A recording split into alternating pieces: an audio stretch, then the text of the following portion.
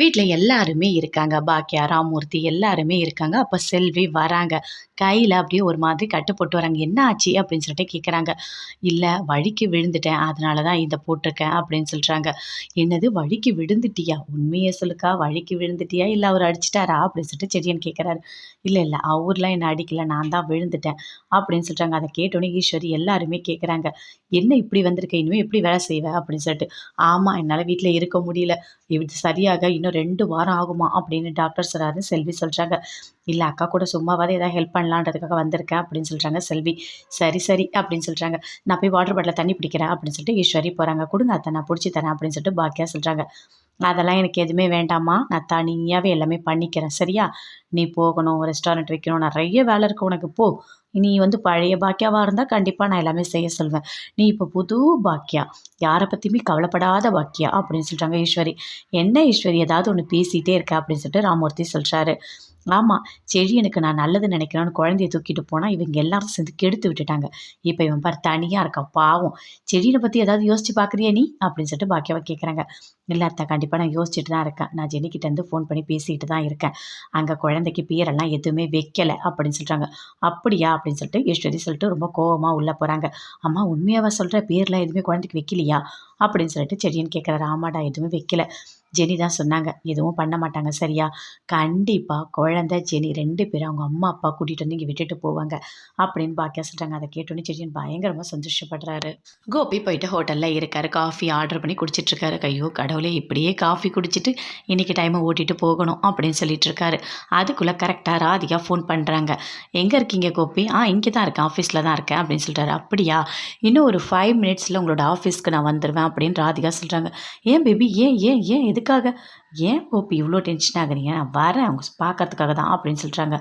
ஐயோ, வரப்போகிறாளா அப்படின்னு சொல்லிட்டு அந்த காஃபி அப்படியே வச்சுட்டு ஓடுறாரு. எழுந்து வேகமாக ஓடுறாரு. ஐயோ, அவள் வரத்துக்குள்ளே நம்ம போயிடுமே அப்படின்னு சொல்லிட்டு ராதிகா வந்துகிட்டே இருக்காங்க. பாதிலேயே போயிட்டு கோபி வந்துட்டார். நில்லு நில்லு நில்லு பேபி நில்லு, இதோ வந்துட்டேன், இதோ இங்கே தான் இருக்கேன் அப்படின்னு சொல்கிறாரு. ஆமாம், உள்ளே இருக்காமல் எங்கேருந்து வரீங்க அப்படின்னு சொல்லிட்டு ராதிகா கேட்குறாங்க. நானா இங்கே காஃபி குடிக்க போனேன், அதான் வந்தேன் இப்போது அப்படின்னு சொல்கிறாரு. ஆமாம், மீட்டிங் சொன்னீங்க. ஆமாம், மீட்டிங்லாம் முடிச்சிட்டேன், ஒன்றும் பிரச்சனை இல்லை. ஆமாம் பேபி, டைம் ஆயிடுச்சு, இப்போ வந்திருக்க, நீ சாப்பிட்டியா இல்லையா லஞ்ச் அப்படின்னு சொல்லிட்டு கேட்குறாரு.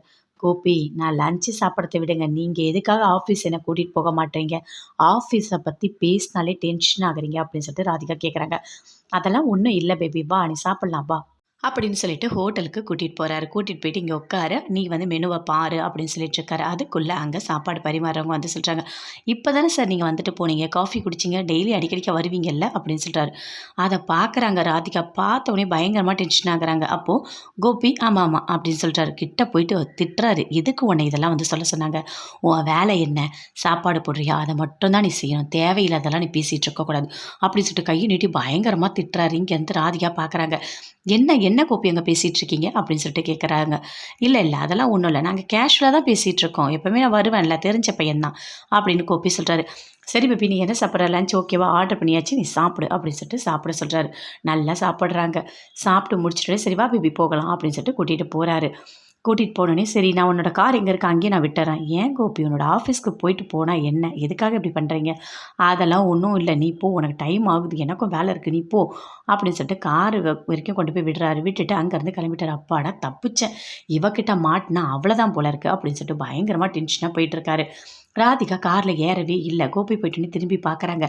இவர் ஏதோ ஆஃபீஸை பற்றி பேசினா மட்டும் இவ்வளோ டென்ஷன் ஆகுறாரு, கண்டிப்பாக நம்ம ஆஃபீஸ் போய் பார்க்கணும் அப்படின்னு சொல்லிட்டு அப்படியே நடந்தே போகிறாங்க. ஆஃபீஸ் போய் பார்த்தா ஆஃபீஸ் பூட்டி இருக்குது. எதுக்காக பூட்டி இருக்குது அப்படின்னு சொல்லிட்டு பக்கத்தில் இருக்கவங்க கிட்டலாம் கேட்குறாங்க ராதிகா. அதுக்கு அவங்க சொல்கிறாங்க, இந்த ஆஃபீஸ் மூடி 3 வாரம் ஆகுதுமா, உள்ளே இருந்த ஃபர்னிச்சர் எல்லாமே எடுத்துட்டாங்க அப்படின்னு சொல்கிறாரு. அப்போ இங்கே ஆஃபீஸ் இல்லை, அதனால தான் அவர் அவ்வளோ டென்ஷன் ஆனாரா அப்படின்னு சொல்லிட்டு ராதிகா பயங்கரமாக கோவப்படுறாங்க. அப்போ அவங்களுக்கு ஃபோன் வருது. மேடம், இங்கே ஒரு ப்ராப்ளம், நீங்கள் வாங்க அப்படின்னு சொல்லிட்டு ஆஃபீஸ்லேருந்து கூப்பிட்றாங்க. சரி நான் வரேன் அப்படின்னு சொல்லிட்டு ராதிகா போகிறாங்க.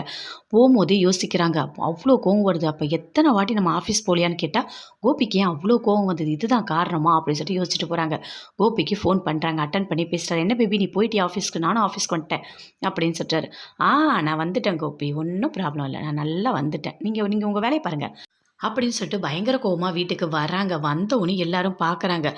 "என்ன ஆச்சு?" அப்படின்னு சொல்லிட்டு கேட்குறாங்க. "உங்க புள்ள என்ன பண்ணி வச்சிருக்காரு தெரியுமா? பொய் சொல்லியிருக்காரு. ஆஃபீஸ மூடியிருக்காரு. ஆஃபீஸே ஓப்பன்ல இல்ல. நம்ம கிட்டலாம் பொய் சொல்லியிருக்காரு." அப்படின்னு சொல்றாங்க. அத கேட்டோனே பயங்கரமா ஷாக் ஆகுறாங்க. ஈஸ்வரி எல்லாருமே. கோபி என்ன சொல்றதுன்னே தெரியல. அப்படியே பார்க்குறாரு. "ஐய்யய்யோ!" அப்படின்னு.